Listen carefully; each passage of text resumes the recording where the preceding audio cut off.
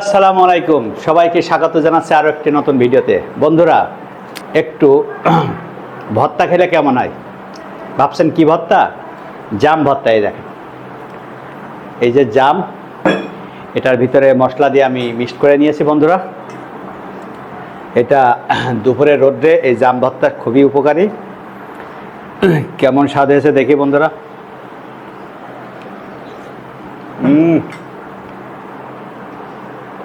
Perfect হয়েছে। প্রিয় বন্ধুরা, শুকনা মরিচ আমি খেতে পারি না। এটাতে কিছুটা শুকনা মরিচ ইউজ করার কারণে আমার প্রায় বিষম উঠে যাচ্ছে।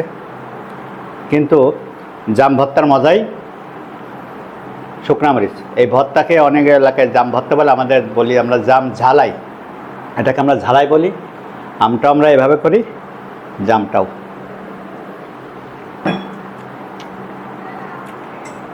জামটা ভর্তা করেছি বন্ধুরা, এর ভিতরে সকল মশলা দিয়ে আর একটা পাত্র দিয়ে এভাবে ধরে নাড়িয়ে ভর্তা করেছি।